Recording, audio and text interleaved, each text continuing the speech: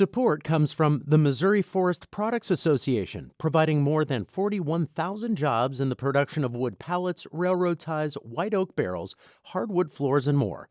Details at choosewood.com. From the St. Louis Public Radio Newsroom, this is The Gateway. It is Thursday, June 18th. I'm Wayne Pratt. A fired Florissant police officer has been charged with first-degree assault after video emerged of a man being hit by an unmarked police vehicle. Joshua Smith was fired from the department days after the incident. St. Charles County Prosecutor Tim Lomar says that vehicle was used as a deadly weapon. The moment that vehicle turned its headlights towards the victim, that became a 4,000-pound missile. So that's our dangerous instrument. We will have more on that decision in just a bit. Also, St. Louis Public Radio's Shayla Farzan reports on families who can't visit loved ones in prison during the pandemic. As we mentioned, the St. Charles County Prosecutor has charged a fired Florissant police officer with first-degree assault. St. Louis Public Radio's Chad Davis reports Joshua Smith is accused of driving an unmarked police vehicle into a man. Prosecutors also charged Smith with armed criminal action and fourth-degree assault. The charges come more than a week after a video surfaced showing Smith hitting the man with his car. This week, a second video showed Smith getting out of his car and kicking the man. Florissant Police Chief Timothy Fagan fired Smith last week. Fagan says Smith's actions were unacceptable. In the event that our officers step outside of their duties and they do things that they should not, they will always be held accountable as every other citizen and every other member of the public. St. Charles County prosecutors took over the case after St. Louis County prosecutors cited a conflict of interest. I'm Chad Davis, St. Louis Public Radio. Police officers in the city of St. Louis will soon be equipped with body and dashboard cameras. The city's top 3 elected officials have voted to approve a 5-year, $6 million contract with a Georgia-based company for the equipment and technological support. Board of Aldermen President Lewis Reed has been lobbying for body cameras since 2014. We need to find ways to heal the divide that exists between law enforcement and the community. Body cameras have been one of those things that have at least helped a little across the country. The rollout of the 800 body cameras and 200 vehicle cameras will start next month. The state of Illinois will soon lay out guidelines for students returning to the classroom this fall, but some details are already known. Sean Crawford reports. The list is yet to be made public, but at a State Board of Education meeting it was announced face masks will need to be worn by students and staff, and social distancing will be encouraged as much as possible. Schools will also be expected to do more cleaning, but State Superintendent Carmen Ayala acknowledges other protocols will vary across districts. Because Community A in Southern Illinois is not the same as Community B in suburban Illinois or in urban Illinois.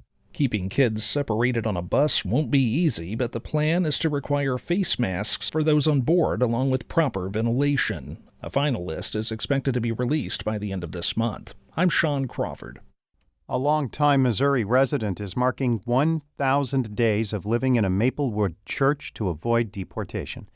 Alex Garcia is in sanctuary at Christ Church United. That 1,000-day threshold was reached yesterday. Federal authorities would likely send him back to his native Honduras if he leaves the property, even though he's been living in Missouri for more than a decade. He's married to an American and has 5 U.S. children. Garcia says the situation, quote, sucks. 1,000 days is a long time. His wife, Carly, says it's like living on a roller coaster. For me and for the kids, trying to stay strong, what our family's going through, living in sanctuary and now a pandemic, and trying to figure out how I can continue to fight for my family. Applications to have Garcia stay in the country have been rejected since the current administration took office in Washington, D.C.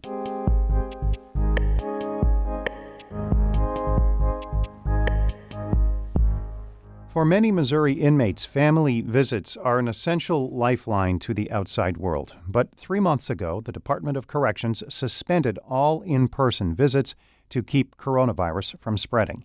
That's left families feeling anxious about their incarcerated loved ones. St. Louis Public Radio's Shayla Farzan reports.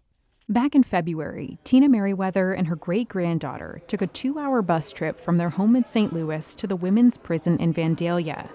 They were visiting Merriweather's daughter, LaToy Williams, like they do every month.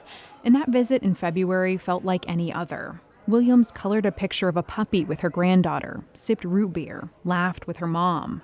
She didn't know it at the time, but it would be her last family visit for months. In March, the Missouri Department of Corrections suspended all in-person visitation due to the pandemic. I was just really frantic, like calling home, making sure my grandbaby was wearing her masks, making sure she's staying in. It was just like a real thing. She's been an inmate at the prison for a year and a half, and she says seeing her family helps her feel less anxious, gives her something to look forward to. At first, Williams says she didn't really take the virus seriously. But then there was a suspected case of COVID-19 in her housing unit, and everyone was quarantined. They came over there like immediately, come on, just go, leave your things.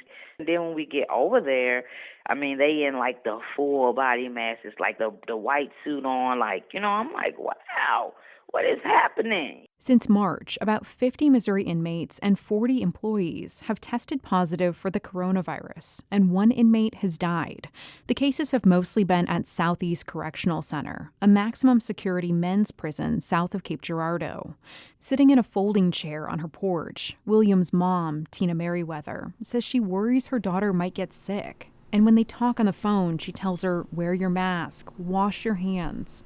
Merriweather never knows exactly when her daughter will call, so she carries her phone with her everywhere, just in case. I could be out here taking care of business and she'll call me. I can be having a prayer service and stuff and she'll call me. I miss her so much. I really do. She'll have to wait a while longer to see her daughter. This week, the DOC extended the visiting suspension through at least June 21st. A spokesperson said they're conducting mass testing of inmates and staff and could resume visits in the next few weeks for prisons with no COVID-19 cases. Joyce Arditi is a professor at Virginia Tech who studies incarceration and family relationships. She says there's already a lot of hurdles to visiting family members in prison. It's stigmatized. There's not a lot of social support for doing this. It's not like visiting grandma in the hospital or the nursing home or other kinds of institutions where people tend to provide, support. And she adds that families with incarcerated loved ones also tend to be lower income and may be facing other challenges during the pandemic, challenges that could make it harder for them to keep in touch by phone or even maintain a relationship at all. So these are families that also might be dealing with hardships around employment, income loss, health risks, access to health resources, testing, etc. So you've kind of got a perfect storm here. Given all that, many inmates are worried about the health of their families on the outside. At the prison in Vandalia, inmate Michelle Hickman says she burst into tears when she heard that she wouldn't be able to see her husband and 3 kids. It's not easy being in here alone and knowing there's nothing you can do for them out there. Hickman says tensions are high inside the prison, partly because people miss their families. But she's scared that she might be putting her family at risk if they were to visit. I'm like, do I want my visit back? Yes. But I also want to concern myself with the safety of my children and other families as well as people in here. So it's like, how do you move forward with something like that? Every day she waits in line, sometimes for an hour, to get a 15-minute phone call with her family. She says just hearing their voices, knowing they're okay, is what's keeping her going. I'm Shayla Farzan, St. Louis Public Radio. Our Maria Altman edited that report. Shula Newman is the executive editor of St. Louis Public Radio. Music by Ryan McNeely of Adult Fur. I'm Wayne Pratt. From the St. Louis Public Radio newsroom, this has been The Gateway.